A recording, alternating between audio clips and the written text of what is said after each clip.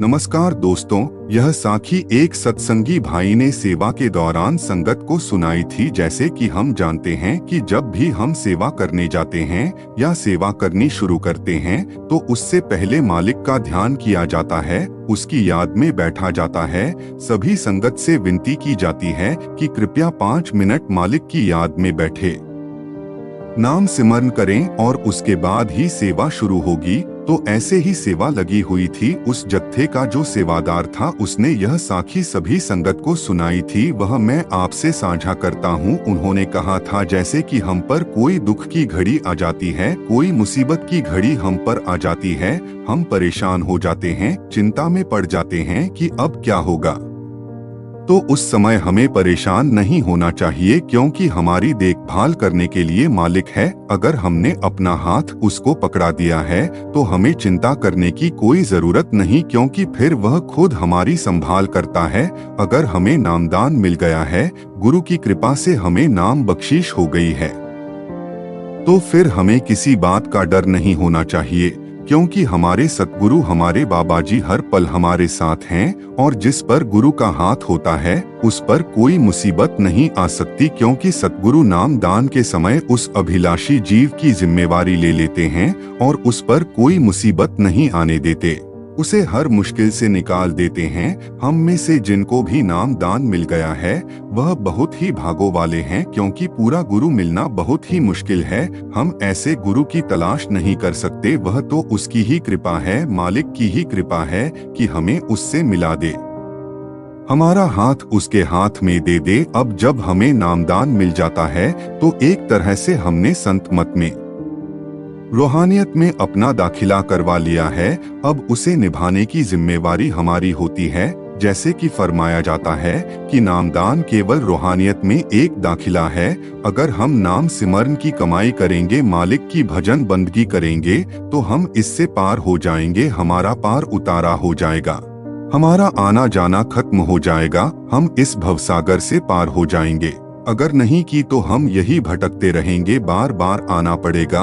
और आप जी ने फरमाया कि हम दुख की घड़ी में तो मालिक को याद करते हैं, लेकिन सुख की घड़ी में उसकी याद ही नहीं आती। हम दुनियादारी में इतना खो जाते हैं, दुनिया की सुख सहूलतों में इतना खो जाते हैं कि हमें उसकी याद ही नहीं आती। तो ऐसे ही बाबा फरीद जी हुआ करते थे, जो कि बहुत ही पहुँचे हुए महात्मा हुए हैं, जिन्होंने मालिक की भजन बंदगी का प्रचार किया, उसके नाम का प्रचार किया और जैसा जीवन व्यतीत करते थे वैसा ही उनकी संगत करने वाले लोगों को भी वह वैसा ही आचरण रखने के लिए कहते थे। अक्सर देखा जाता था कि जब सब लोग इकट्ठे होकर फरियाद करते थे तो बाबा फरीद जी भी उनमें शामिल होते थे।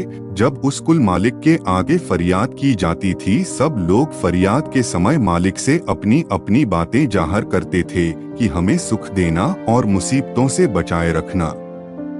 बाबा फरीद जी फरियाद में यह कहते थे कि हे मालिक, मुझे दुख देना। और जब दूसरे लोग यह बात सुनते थे तो वह बाबा फरीद जी से कहते थे कि यह आप क्या कह रहे हैं, हम सभी उस खुदा के आगे सुख की फरियाद कर रहे हैं, आप दुख मांग रहे हैं, यह क्या बात हुई।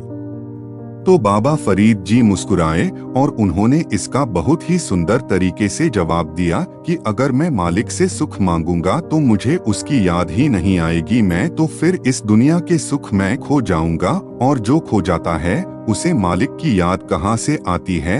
आप देख सकते हैं जो राजे महाराजे हैं उनकी दिनचर्या क्या है, वह नाच गाना करते हैं, शराब पीते हैं, बस इन्हीं कामों में अपना जीवन जाया कर देते हैं। उन्हें उस कुल मालिक उस खुदा की कोई खबर नहीं होती, क्योंकि वह दुनिया के इस सुख में, दुनिया की इस माया में इतने खोए हुए हैं कि उन्हें सत्य की कोई खबर नहीं, मालिक की कोई खबर नहीं। वह माया की नींद में सोए हुए हैं और यह नींद इतनी मीठी है कि इससे जग पाना मुश्किल है। अगर गुरु की कृपा हो तो ही इससे निकला जा सकता है, इससे बचा जा सकता है। और दूसरी तरफ देखें, जिन्हें दुख होता है, जिन्हें दुख रहता है, वह हर पल उस मालिक को याद करते रहते हैं कि हमें बख्श लो, हम पर रहम करो। वह मालिक से हर पल एक तरह से जुड़ जाते हैं, क्योंकि उससे जुड़ने का कारण वह दुख ही है। अगर दुख नहीं होता तो उन्हें उस खुदा की कोई याद नहीं आनी थी। अब दुख है तो उसकी याद आ रही है। ऐसे ही अगर दुख होगा तो हम उससे जुड़े रहेंगे, उसकी याद हमें आती रहेगी। सत्य की खबर हमें होगी, हमें याद आएगी कि हमारा पिता वह कुल मालिक वह खुदा है। यह संसार तो उसकी एक रचना है, एकमात्र सत्य वही है जो इसे चला रहा है। तब हम इस माया की नगरी से आजाद हो पाएंगे, हमें मुक्ति मिल सकेगी। अगर सुख में रहे तो हमें उसकी कोई याद नहीं आएगी, हम सुख में इतने खो जाएंगे कि अपना सारा जीवन इसी माया में जाया कर चले जाएंगे। इसलिए उस खुदा के आगे फरियाद करता हूँ कि मुझे दुख देना, ताकि तेरी याद हर पल मुझे आती रहे। साध संगत जी, जैसे कि फरमाया जाता है कि दुख की घड़ी हो या सुख की घड़ी हो, हमें बिना नागा भजन सिमरन करना है। लेकिन कभी कभी ऐसा हो जाता है कि हम दुनिया के इस सुख को देखते हुए उस कुल मालिक की याद में बैठना भूल जाते हैं। इससे हमारा स्वार्थ सिद्ध होता है कि जब तक हमारे पास सुख है तब तक हमें कुल मालिक की कोई याद नहीं, कोई खबर नहीं। और जब दुख आता है तब हम कैसे नाक रगड़कर उसके आगे फरियाद करते हैं कि हमें बख्श ले, हम पर रहम कर। लेकिन अगर हमने उसको सुख में भी याद किया होता तो दुख आना ही नहीं था। जो उसकी याद में बैठते हैं उन्हें सुख दुख से कोई फर्क नहीं पड़ता, चाहे कोई भी स्थिति हो जाए, वह इन सब बातों से ऊपर उठ जाते हैं। वह पूर्ण संत महात्मा कहलाते हैं। इसलिए हमें भी नाम की कमाई में लगना है, शब्द की कमाई में लगना है, ताकि हम भी उस अवस्था को प्राप्त कर सकें जब हमें दुख सुख से कोई भी अंतर न पड़ सके।